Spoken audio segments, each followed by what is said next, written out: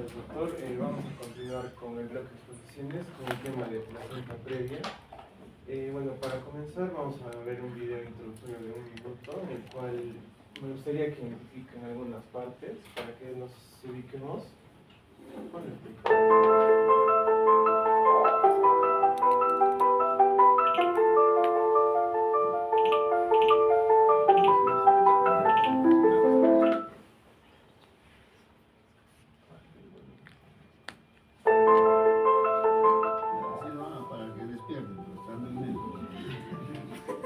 Bueno, estábamos observando, ¿no? El útero, el saco amniótico, la placenta y la vagina, lo que vendría a ser también la vejiga, y ver cómo la posición, ¿no?, de la placenta está ubicada en la parte inferior. Y bueno, como tal, la placenta previa va a ser, ¿no?, es representación de la placenta en todo lo que es la parte del orificio cervical, ¿no? Entonces, ahora, siguiente por favor, vamos a ver primeramente la parte teórica, ¿no? A manera de introducción y a grandes rasgos, la placenta previa va a ser la cobertura total o parcial del orificio del cuello uterino con la placenta. Más que todo se va a dar en cuanto es una situación en la cual se impide, ¿no?, un parto vaginal como tal, ya que está tapado totalmente o parcialmente, como habíamos mencionado, y que además va a requerir que este parto sea por cesárea. En la mayoría de estos casos se logra identificar este tipo de embarazos por una ecografía de manera temprana, pero en los que no, ya se presenta o lo reconocemos nosotros como personal médico en el momento de que viene una paciente de emergencia con un sangrado vaginal indoloro, que es algo muy importante, no duele, que está dentro del segundo o tercer trimestre. Por otra parte, va a ser un factor importante de riesgo que posteriormente este tipo de pacientes van a presentar una hemorragia postparto, y los cuales, ¿no?, van a venir en cadenas, se puede decir así, con una más alta mortalidad de la madre o del neonato. Entonces, la presencia de lo que es la placenta previa aumenta el riesgo de que esta mujer tenga una placenta acreta. Vamos a verlo más adelante a qué se refiere. Y también vamos a ver que todas estas condiciones generan que sea una placenta acreta, increta o previa. Como tal, la hemorragia postparto no controlada de la placenta previa, lo que va a requerir de nosotros como personal médico es que haya posiblemente una transfusión sanguínea, incluso puede llegar a algo grave o más severo como una histerectomía, o en pacientes que están dejando, ¿no?, infértil a nuestra paciente, incluso puede llegar a UCI o conducir a la muerte. Siguiente. Entonces, como habíamos mencionado, ¿no?, en un embarazo normal la placenta se adhiere, ¿no?, a una capa molecular que es la adhesiva, que está en la parte interna del útero, la cual posteriormente en el desembarazo se va a expulsar, ¿no? Como podemos observar, no está impidiendo lo que vendría a ser el conducto final. En cuanto a lo que es la acreta, vamos a ver que es cuando esta placenta se adhiere más de lo normal en la pared uterina. La increta es cuando la placenta se adhiere al músculo uterino. Podemos observar en cuanto a las capas que ya está incluso entrando, ¿no?, a la parte del uterino. Y la percreta es cuando esta placenta ya ha avanzado completamente a través de la pared uterina y algunas veces incluso invade órganos vecinos como es la vejiga. Siguiente, por favor. En UpToDate también menciona como manera general que la placenta previa se refiere a la presencia del tejido placentario que se extiende sobre el orificio cervical interno, ¿no? Como habíamos visto en el anterior, que podría ser parcial o total. ¿En quiénes debemos de sospecharlo? En las embarazadas que tengan de entre 20 semanas de gestación y que además presenten un sangrado vaginal. Además va a ser normalmente un sangrado que debe de motivar a consulta y normalmente es indoloro, y su determinación, como habíamos visto, ¿no?, es ecográfica normalmente, y ahí es donde nosotros ubicamos la placenta.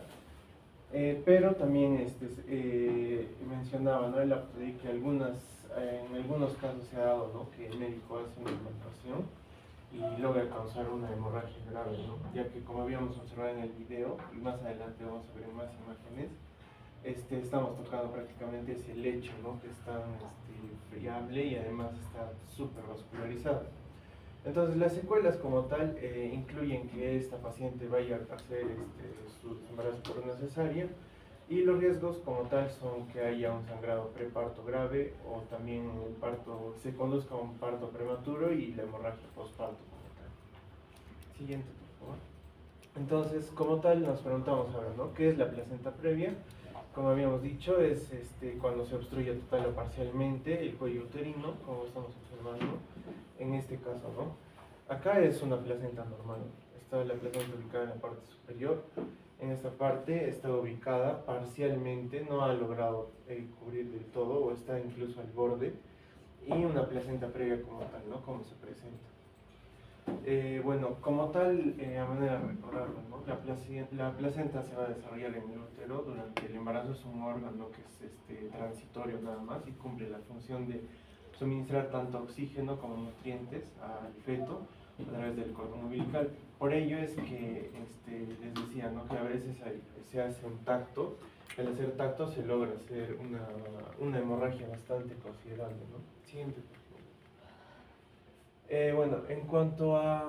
es muy común que se va a encontrar, ¿no? El útero al principio del embarazo, ¿no? En las primeras semanas se podría encontrar en esta parte, pero lo normal sería que poco a poco vaya migrando y posteriormente permitir que el bebé tenga un camino libre, ¿no? Más adelante subiendo, y así el bebé tenga el camino libre para poder en el momento del desembarazo salir con el cervix y todo lo que habíamos hablado, ¿no? Del cuello uterino.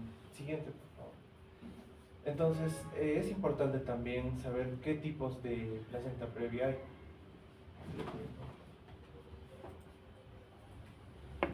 Tipos de placenta previa, te explico. Supongamos que este es el cuello uterino, este es el orificio cervical externo y este es el orificio cervical interno. Esta es la placenta. Placenta previa marginal es cuando la placenta está al borde, al margen del orificio cervical interno, no lo cubre. Placenta previa parcial es cuando la placenta está cubriendo parcialmente el orificio cervical interno. Y placenta previa total es cuando la placenta está cubriendo totalmente el orificio cervical interno. No te olvides, dale me gusta y sígueme para más contenido médico.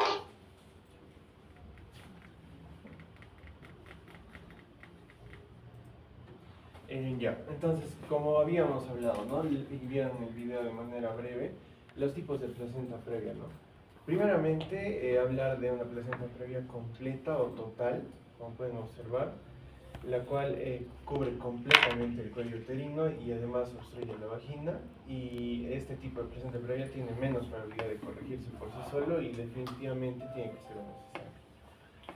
El siguiente vendría a ser la previa parcial, la cual va a cubrir, como dice el mismo nombre, ¿no? Parcialmente el cuello uterino. Si pueden observar, este ya no está esta parte. Y en cuanto vendría a ser la placenta previa marginal, más que todo está ubicado al borde, ¿no? Como veíamos en el video, está ubicado al borde del cuello uterino, lo toca pero no lo cubre como tal.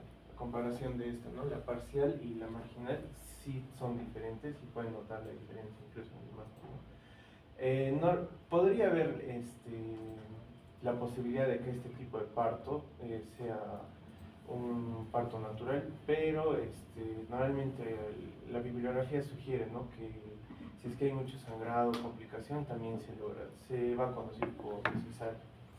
Bueno, entonces en cada tipo de placenta previa, todos están relacionados, como veíamos en su clínica, con el sangrado vaginal, ¿no? Que es indoloro y que además alarma, ¿no? O sea, las mujeres vienen en emergencia por un sangrado que extrañamente no duele, no hay contracciones, entonces más o menos por ahí se empieza lo que vendría a ser el diagnóstico. Siguiente.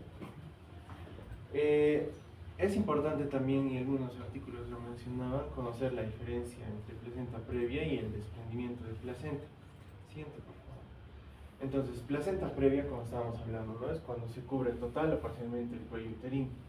En el desprendimiento de placenta es cuando la placenta se desprende del útero, y bueno, ambas afecciones causan sangrado vaginal en el embarazo, sí es verdad, pero la placenta previa va a ser indolora, ese sangrado es indoloro, mientras que en cambio el desprendimiento de placenta Si bien es cierto, también hay sangrado, pero este sangrado sí va a venir acompañado de dolor. Siguiente.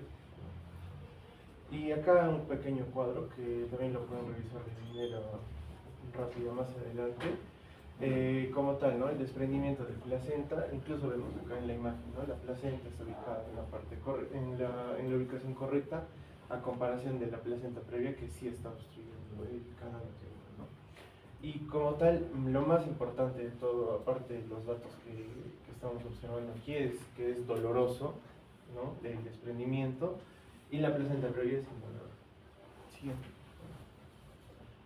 Su etiología, siguiente. Bueno, más que todo la etiología no se conoce como tal, varios estudios hablan de distintas cosas, ¿no? Como podría ser que es una madre que anteriormente ha tenido una placenta previa, un embarazo anterior, también que hubo un legrado, una extracción manual de la placenta, es una gestación múltiple, que es una madre que consume tabaco o que hay algún tratamiento de reproducción asistida. Pero el que más se adopta o se acoge actualmente es que hay un daño en lo que vendría a ser la pared endometrial y como tal hay una cicatrización. Entonces, al haber esa cicatrización como tal, la placenta busca también ese lecho y se logra implantar ahí, y dando como origen lo que vendría a ser la placenta previa. Sí. En cuanto a lo que están sus causas, como habíamos mencionado de manera rápida, a manera de tratar de englobar algunas cosas más, algunos hablan también de una edad materna avanzada, mayor a 35 años, multípara, tabaquismo, consumidoras de algunos tipos de droga como cocaína o aspiraciones que hayan sido para hacer legrados, también técnicas de reproducción asistida o que haya sido una paciente que anteriormente ha sido atendida por cesárea, ¿no? Y como tal también la placenta previa. Normalmente se observa que hay mujeres que en anteriores embarazos han tenido placenta previa y en el segundo embarazo también tienen placenta previa y en el tercer embarazo también. Como que estaría ligado genéticamente, ¿no? También se habla del entorno de implantación, ¿no? Es decir, que al momento en que se implanta requiere de mucho oxígeno, ¿no? Y colágeno y muchos más nutrientes. Entonces, al haber esas cicatrices uterinas que hablamos al inicio, el trofoblasto se adhiere a esa zona y como tal daría el origen, ¿no? A esa etiología, o a esa teoría, ya que no es del todo conocido.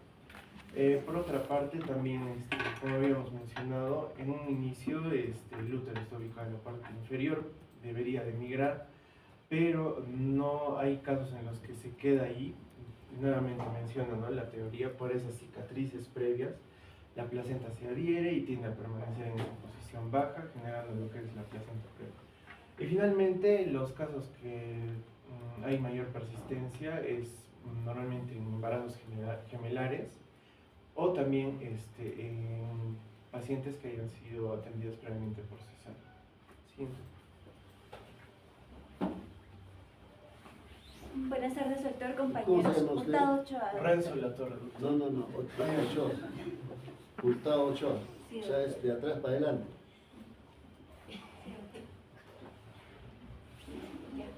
Voy a hablar de epidemiología. Vamos a ver que el 0.3% al 2% de placentas previas se van a dar en el embarazo durante el tercer trimestre. Además de esto, se va a dar por el aumento de la tasa de cesáreas y también alrededor de las 20 semanas es importante recordar que más o menos 1 de cada 200 o 1 de cada 390 embarazos van a darse placentas previas más o menos en estas semanas antes que al nacimiento. ¿Por qué? Porque existe el fenómeno precisamente, bueno, por dos cosas. Uno, por el crecimiento uterino en el segmento inferior y otro precisamente por este trofotropismo placentario que hacía que aparentemente la vascularización hace que la placenta se vaya al lugar precisamente donde hay mayor vascularización. Entonces, esto generalmente se resuelve espontáneamente y no todos los embarazos al terminar siguen con placenta previa, es decir, se resuelven y por eso generalmente antes de las 20 semanas. 4 a 5 de cada 1000 nacimientos van a tener placenta previa. A nivel mundial va a variar esta cantidad. Y vamos a ver que esto se va a dar porque va a haber un aumento precisamente de las cesáreas previas, 1 de cada 100. Entonces, vamos viendo que hay una correlación. A más cesáreas, pues mayor placenta previa puede haber. En las nulíparas, 0.2%, es decir, equivalente a 1 en 500 casos. Y en las multíparas vamos a ver que es un poco mayor esta cantidad, más del 5%, y puede haber tasas de recidiva del 4 al 8%. Y por ejemplo, estamos viendo en la imagen las cesáreas que tienen mayor relación. Bien, en cuanto a la morbilidad y mortalidad, primero vamos a hablar de la materna, luego de la neonatal o de la fetal. En la materna vamos a ver que la placenta previa se relaciona ampliamente con las hemorragias, ya sea antes del parto o después del parto. En la práctica clínica vamos a ver que más o menos la mitad de las gestantes van a presentar sangrado antes del parto y 22%, equivalente a una de cada 5 gestantes, van a presentar hemorragia en el posparto. ¿Esto a qué nos va a llevar? A una mayor probabilidad de transfusiones sanguíneas, es decir, procedimientos mayores, y en el peor de los casos, histerectomías posparto. Entonces vamos a ver que hay algunos estudios de cesáreas primarias por placenta previa y con el espectro del acretismo placentario del que Renzo estaba hablando, y bueno, sin el espectro, vamos a tener, aún sin el espectro, ya la placenta previa, como ambos están relacionados, sin el espectro, más de 3.8 veces de riesgo de transfusiones y más de 5 veces el riesgo de histerectomías. Es decir, ya de por sí la placenta previa nos va a dar estas condiciones, pero, siguiente por favor. Si es que le sumamos a la placenta previa el acretismo placentario, entonces sí, pues vamos a ver que la morbilidad materna se va a disparar. Entonces, ya estábamos relacionando las cesáreas y vemos, ¿no es cierto?, el porcentaje. En 0 cesáreas previas, pues hay un 15%, ¿no? Pero a medida que las cesáreas aumentan, vamos a ver que también aumenta el porcentaje de probabilidad de tener placenta previa. Y hasta un 80%, por ejemplo. Y esto debido a que existen algunas complicaciones por el acretismo placentario del que ya estaban hablando, que puede llevar a una histerectomía del periparto, ¿no? O una histerectomía finalmente. Entonces aquí estábamos observando cómo está la placenta normalmente en el fondo uterino, pero también estamos viendo que la placenta previa pues precisamente se va a implantar en el segmento inferior del útero. Entonces, así como ya les estaban explicando, la creta, increta, hipercreta, que son las que están relacionadas precisamente con esto, entonces pues van a tener, digamos que van a jugar un papel importante aquí. Y aquí solo para recordar, ¿no?, esto, en la creta, la placenta, bueno, sus microvellosidades están alcanzando el miometrio. Bueno, aquí, observemos aquí. Ya. En la increta van a estar invadiendo ya el miometrio, y en la percreta vamos a ver que va a pasar, e incluso como ya lo estaba mencionando Renzo, va pues ir a algunos órganos incluso. Bueno, entonces, si es que por un lado en la madre la hemorragia es una complicación muy importante, en los neonatos es el parto prematuro. Más o menos este riesgo se va a dar en un 44% antes de las 37 semanas y antes de las 34 semanas en un 15%. Entonces vamos a ver que esto nos va a llevar a un mayor riesgo de anemia neonatal, y pues si es que hay más sangrado profuso, van a haber peores resultados. Y no solo anemia neonatal, sino que muchos bebés terminan en UCI neonatal e incluso hay mortalidad. Entonces, pero esto no es lo importante, porque digamos que ya sucede todo esto, pero ¿qué es lo que pasa ahora? En la actualidad ya hay algunas circunstancias de manejo para evitar llegar a la mortalidad neonatal. Entonces esto ha disminuido gracias a los corticoides prenatales, que según el Colegio de Obstetras y Ginecólogos, el Colegio Americano, nos dice que se pueden dar entre las 24 y 34 semanas de embarazo. Entonces esto sirve para ayudar a la maduración pulmonar mediante la estimulación del surfactante. Entonces esto para evitar que pues se desencadenen las causas de la mortalidad, que son el síndrome de insuficiencia respiratoria, la enterocolitis necrotizante, por ejemplo, y algunas cesáreas planificadas en prematuros tardíos también sirven, y pues la mejora en la atención neonatal también. En cuanto a los factores de riesgo, vamos a ver que la placenta previa o anterior, es decir, que si es que una madre ha presentado en el anterior embarazo placenta previa, pues puede tener una tasa de recidiva en los siguientes embarazos. En la cesárea previa también, hasta en un 47-60% de los casos va a aumentar según el número creciente de cesáreas, como ya mencionábamos. ¿Pero por qué? Precisamente por ese fenómeno de cicatrización, que si es que hay una zona cicatrizal, entonces en esa zona no va a haber mucha vascularización, por lo tanto la placenta va a buscar donde hay mayor vascularización y pues ahí se va a implantar. En cuanto a la gestación múltiple, en un 40%, por ejemplo, en los gemelos dicoriónicos es mayor. ¿Qué quiere decir esto? Los gemelos dicoriónicos es que cada uno tiene su saco, su placenta y su saco, ¿no? Su saco amniótico. Entonces necesitan un mayor volumen para expandirse y pues muchas veces pueden tapar el orificio cervical interno. Otros factores de riesgo van a ser los procedimientos quirúrgicos, precisamente porque generan superficies cicatrizales, el aumento de la paridad, el aumento de la edad materna, los tratamientos de la infertilidad que a veces generan anomalías de implantación, el tabaquismo materno que va a alterar la perfusión placentaria y en busca de mayor oxígeno, pues se va a implantar en otras regiones donde encuentren más oxígeno. Y también otros factores como el consumo materno de cocaína, esto genera una vasoconstricción y al haber vasoconstricción pues tampoco va a llegar el oxígeno, ¿no? Y necesita otra zona del feto masculino. Bueno, esto del feto masculino hay bibliografía que indica, pero no el sustento, digamos. En cuanto a la embolización de la arteria uterina previa también es una causa vascular, la endometriosis, los abortos espontáneos o inducidos, traumatismos previos en el endometrio y miometrio, la anemia, la endometritis y algunos tumores uterinos que finalmente modifican la estructura anatómica. Entonces al modificar la anatomía pues también se originan otras zonas de implantación, o bueno, se implantan otras zonas. En cuanto a la fisiopatología, vamos a ver que existen dos hipótesis, una hipótesis vascular y una hipótesis de superficie placentaria. En cuanto a la hipótesis vascular, por ejemplo, si es que ya nosotros tenemos el útero, aquí está el fondo, aquí está el cuellito, ¿no es cierto? Y van a haber áreas de vascularización subóptima, es decir, de mala vascularización. Entonces digamos que en el fondo es donde se tiene que implantar. Si ahí hay mala vascularización, pues la placenta va a ir, digamos, migrando y va a ir hacia otras zonas donde haya mayor vascularización, que precisamente a veces es en la parte baja. Esto se va a asociar a cirugías uterinas previas o a la multiparidad, entonces pues se va a implantar en la zona baja, ¿no?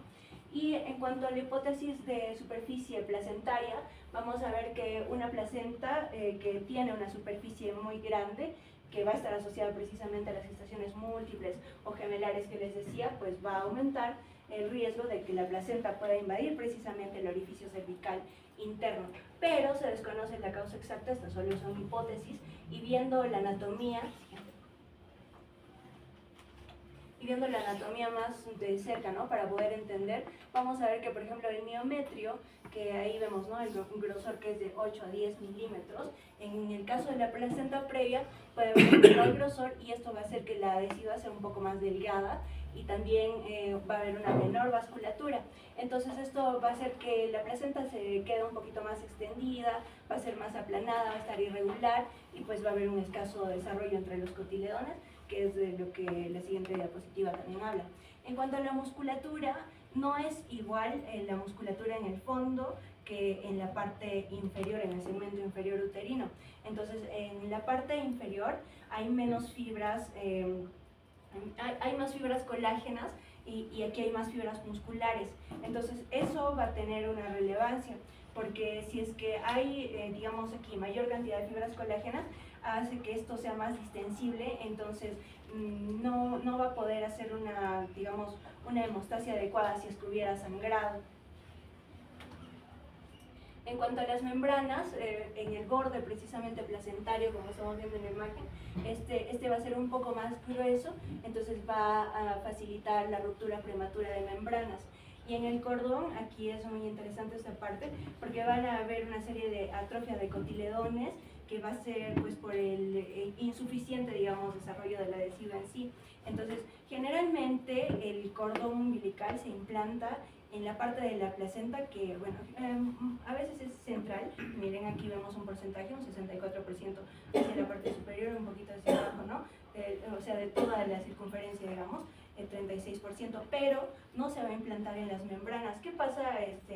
En la placenta previa va a haber una implantación velamentosa, digamos, y pues parece, ¿no? O sea, se llama velamentosa porque es como que una velita le cuelga, ¿no es cierto? Como un marco. Y está en esta parte, digamos, de las membranas y no en la placenta misma. Por favor. Entonces, como para un pequeño repasito, estábamos viendo que esto es lo normal, ¿no? En el fondo uterino. Y ahí vemos que podría ser parcial o completa. Entonces, fisiopatológicamente hablando, digamos que en la placenta baja, que es una de las que tiene mayor relevancia, pero también que se pueden resolver en el 90% de los casos en el tercer trimestre. ¿Por qué sucede esto? No es que la placenta, pues de lo que estaba aquí, va a irse hacia la parte superior y pues ahí se resuelve, no, sino que va a haber crecimiento hacia zonas con un mayor aporte sanguíneo y también va a haber una regresión y atrofia de esa parte que se había implantado en el segmento inferior y también expansión del segmento uterino inferior de esta parte. Entonces ya no va a cubrir el orificio y pues ya se va a resolver el caso, ¿no?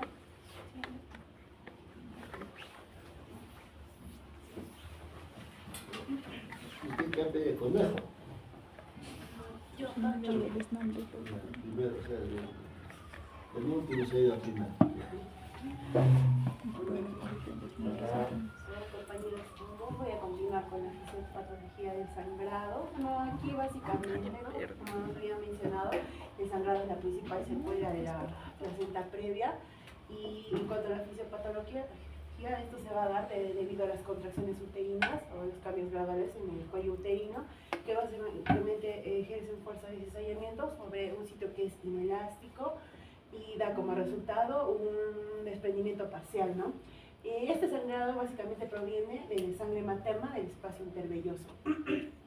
Y también puede darse un sangrado fetal, ¿no? Si se llegaran a alterar los vasos fetales, las vellosidades terminales.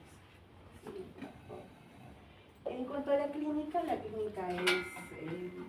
poca, pero básicamente se trata de un sangrado, esto lo vamos a especificar un poco más adelante, pero lo que caracteriza al sangrado de la placenta previa es que es un sangrado rojo rutilante, es intenso y comienza más o menos en la segunda mitad del embarazo.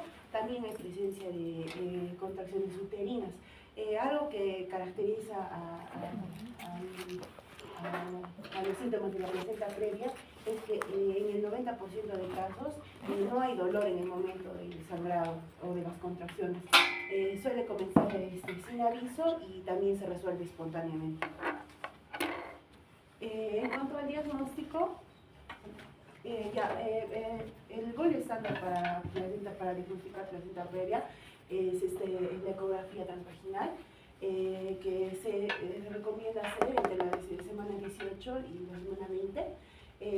Aquí básicamente lo que vamos a observar es que primero no se debe sospechar de placenta previa en pacientes mayores a 20 semanas que presentan sangrado vaginal. Aquí lo que más importa los hallazgos es ver el borde placentario, ¿no?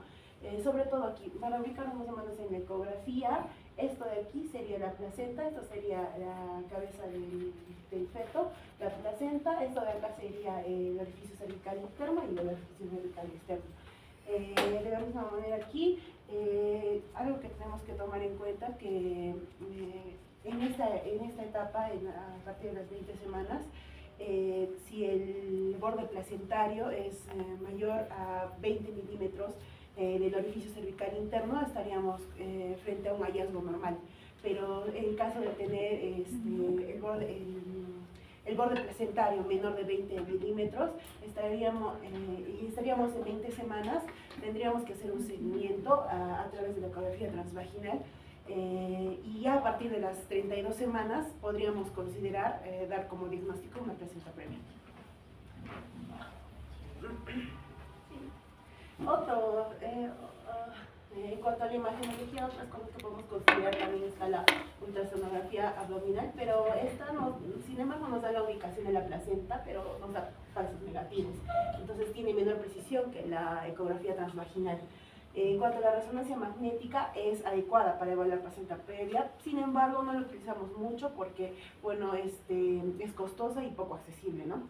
En cuanto al Doppler, se usa en casos, ¿no?, de placenta previa donde veamos que haya sospecha de placenta adherida normalmente, y esto también nos puede ayudar a descartar sobre todo la basa previa cuando el cordón, ¿no?, se encuentra en el segmento inferior.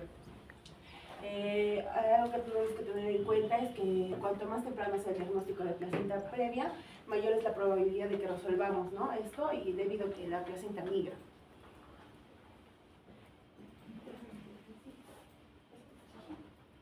En cuanto al diagnóstico diferencial, si estamos frente a un sangrado, el primer y segundo trimestre podemos considerar que puede ser secundario a hematomas, coriónicos, cervicitis, cáncer de cuello uterino, amenaza de aborto o un embarazo ectópico, pero donde tenemos que tener más en cuenta es en el tercer trimestre. Como Renzo ya lo había mencionado, tanto la placenta previa se puede confundir con un desprendimiento de placenta. Entonces lo que tendríamos que tomar cuenta en este momento, en esta parte de aquí, es que en una placenta previa no hay dolor. Sin embargo, y si es que hubiese dolor, como en el caso del 10% de pacientes, la característica es que cuando se dan las contracciones, el dolor solo viene en las contracciones. Sin embargo, en un desprendimiento de placenta, el dolor es constante, es más intenso y está tanto en las contracciones como después. También el color. En cuanto a una placenta previa, el color es rojo rutilante intenso. En cuanto a un desprendimiento de placenta, estamos frente a un sangrado oscuro. También considerar que una paciente con placenta previa siempre va a estar en un buen estado general, pero si pues una paciente con desprendimiento de placenta va a estar en un mal estado general. Y el tono uterino en una paciente con placenta previa es normal, sin embargo en un desprendimiento de placenta estamos frente a una hipertonía uterina. En cuanto a la exploración, algo que hay que recomendar es que si tenemos una paciente a partir de las 20 semanas que presenta sangrado genital, no se recomienda hacer tacto vaginal, porque si estaríamos frente a una placenta previa oclusiva, podríamos generar un sangrado que no vamos a poder controlar. Entonces lo que se recomienda es usar un espéculo hasta descartar la placenta previa. Gracias.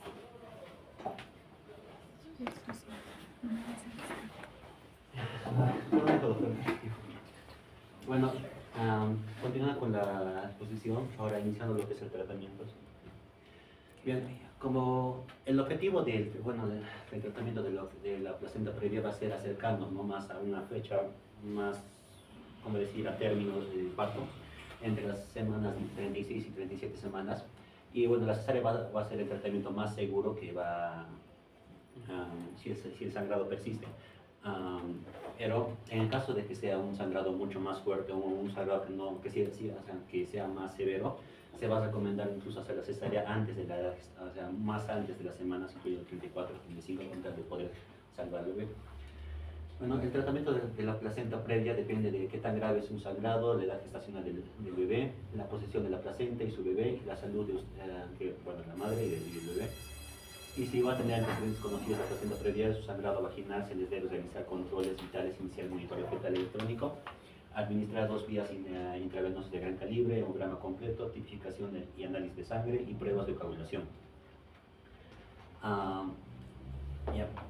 Bueno, como ya explicaron mis compañeros anteriormente, ya vamos a ver cómo es la placenta previa, ¿no?, que está obstruyendo, y va a haber incluso más después después voy a explicar en caso de que cuando en la placenta previa es marginal, hay unas opciones de que algunos lo mencionan como que puede darse todavía un parto, claro, con ciertos riesgos, pero se puede permitir.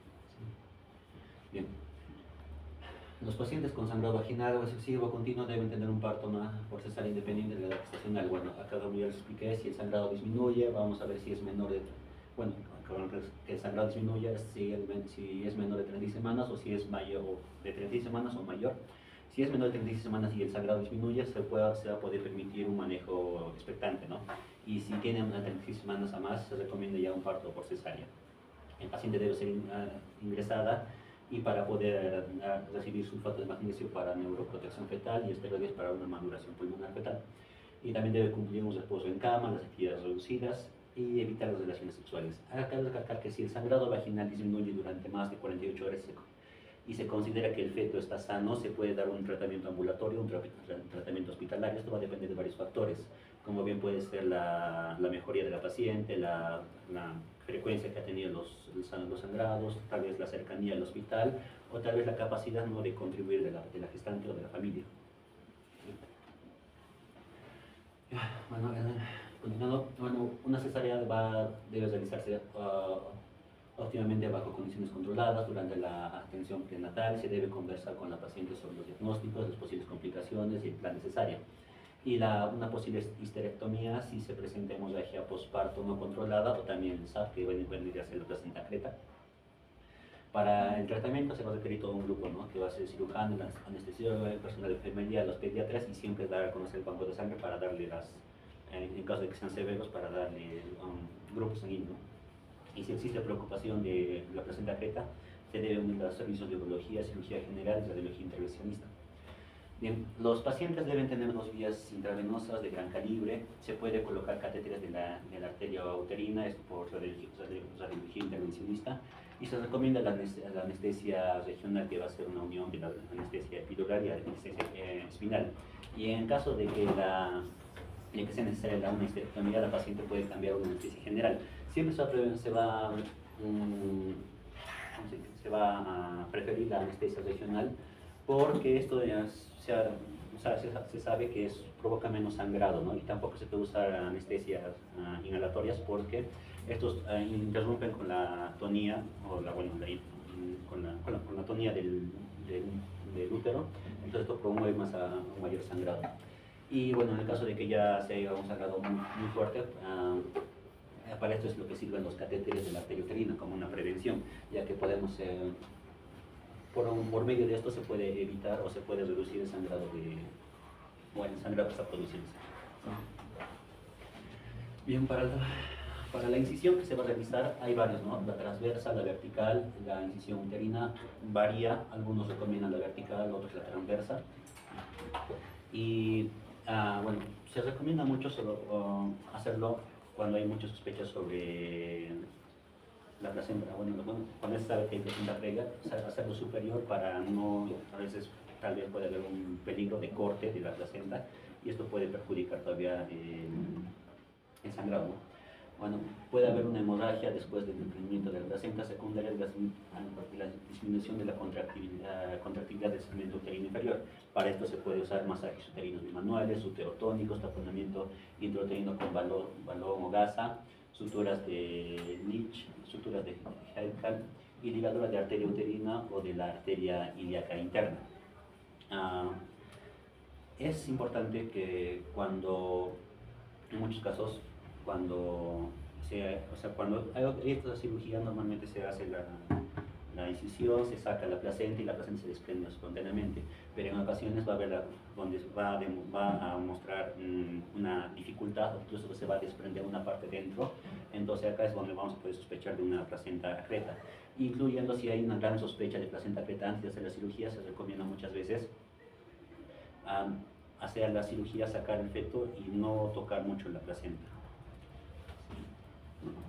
En el tratamiento conservador, cuando se va a dar en pacientes con la placenta creta, si la paciente desea fertilidad, la placenta puede dejarse en su lugar hasta que se desvascularice el lecho placentario y después posteriormente puede sacarlo con mayor seguridad. Existe una alta tasa de recurrencia de placenta creta que oscila entre, después de este procedimiento también es lo que una gran recurrencia del 17 al 29%. Se debe hablar con la paciente sobre una histerectomía por cesárea de emergencia en caso de que no se logre el propósito, ¿no? Ahora, lo que les venía a explicar era sobre la placenta cuando se presenta en zona marginal o zona parcial. Hay uno donde se menciona que si la placenta está a una distancia aproximadamente de lo que viene a ser la entrada al cuello uterino, de aproximadamente 2 o más centímetros, entonces podría dar la opción de lo que viene a ser un parto normal. Pero esto siempre va a repercutir, ¿no?, en caso de una hemorragia tal vez en pleno parto, y posteriormente una cesárea de emergencia. Ahora, vamos a ver dos pronósticos neonatal y pronóstico materno. En el pronóstico neonatal vamos a ver que la tasa de mortalidad y morbilidad neonatal con placenta previa se triplica y cuadruplica principalmente debido al parto prematuro. El neonato tiene mayor riesgo de parto prematuro, menor peso al nacer, puntuaciones APGAR más bajas y mayor riesgo de síndrome de dificultad respiratoria. Y respecto al pronóstico materno, es aproximadamente el 90% de los casos de la placenta previa se resuelven mediante el parto. Se han observado en mujeres con placenta anterior, presentan peores factores pronósticos y mayor probabilidad de hemorragia masiva y tasas más altas de histerectomía. Este resultado es secundario a la adhesión de la placenta. O sea, que es muchas veces, el resultado es secundario a la adhesión de la placenta a una incisión uterina previa a una causa de placenta creta y una incisión que la atraviesa. Las pacientes con placenta previa confirmada corren el riesgo de recibir transfusiones de sangre, lesiones de órganos cercanos, histerectomía por cesárea 0.2% e ingreso de cuidados intensivos y fallecimiento. Es importante recalcar, como ya dije, la placenta anterior, ¿no? Como dije, que muchas veces se hace la incisión transversal o vertical, entonces muchas veces como está en la parte anterior, está más propensa a ser dañada, ¿no? Con la incisión, entonces esto es lo que va a provocar un mayor riesgo en este caso de placenta anterior. Sí. Mayor riesgo de hemorragia cerebral. Hemorragia, perdón. Y las complicaciones, el sangrado vaginal secundario o placenta previa puede provocar hemorragia postparto que requiere de las transfusiones de sangre, histerectomía, ingreso materno a cuidados intensivos, puede requerir transfusión de sangre, uterotónicos, embolización de la arteria uterina, ligaduras de la arteria ilíaca y taponamiento. Y bueno, la placenta previa también se asocia con un parto prematuro, bajo peso al nacer, puntuaciones APGAR más bajas, mayor duración de la hospitalización y tasas más altas de transfusión de sangre.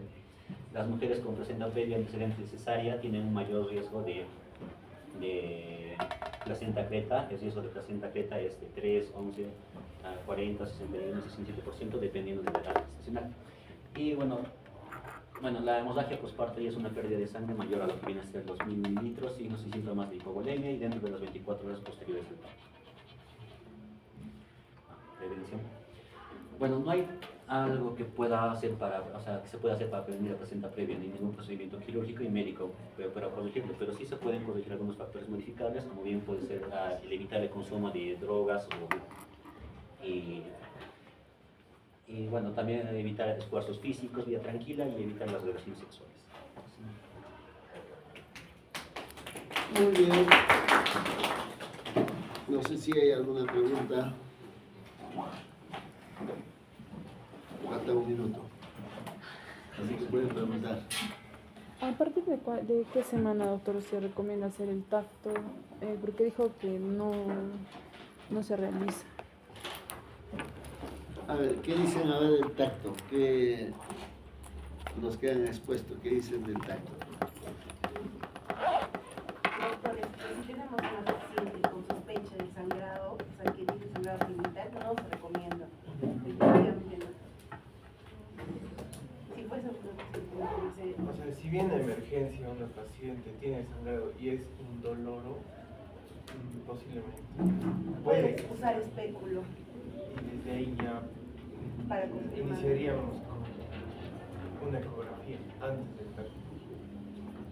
Ya. Bueno, a ver, en relación al tacto. ¿A partir de qué edad gestacional no hacer tacto o hacer tacto? Hacer tacto. ¿A partir de qué edad gestacional?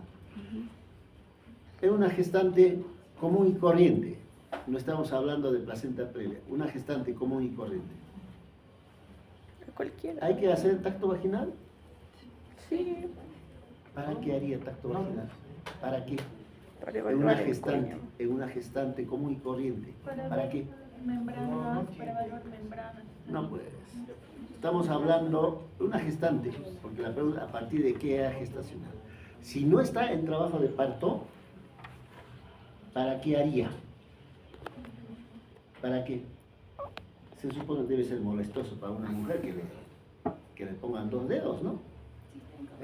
Entonces, si no está en trabajo de parto, no hacer tacto vaginal. No hacer. Cualquier gestante. Ahora, ¿cuándo hacer tacto vaginal? Estamos hablando en general. Si hay, pues, trabajo de parto. Ahí sí hay que hacer tacto vaginal. Ahora, en placenta previa, ¿a partir de qué edad gestacional puedo hacer tacto vaginal? ¿Para qué haría tacto vaginal? Para nada. Pero la contraindicación, hay un término que se llama contraindicación del tacto vaginal, es relativo. ¿Qué significa eso? Lo que mencionaron, si hago tacto voy a hacer sangrar más, algo así, ¿no es cierto? Pero para que sangre más, tendría que estar abierto ya el cuello, pues, abierto, cosa que al hacer tacto entro por el cuello, ahí sí voy a desprender la placenta que está abajo. Pero si el cuello está cerrado, puedo hacer tacto, voy a llegar al orificio cervical, no pasa nada. Entonces, para hacer tacto vaginal en caso de placenta previa, previo al tacto tengo que colocar espéculo. Y a través del espéculo voy a ver el cuello cerrado o abierto. Cerrado, puedo hacer tacto. Pero ¿para qué haría tacto? ¿Para qué?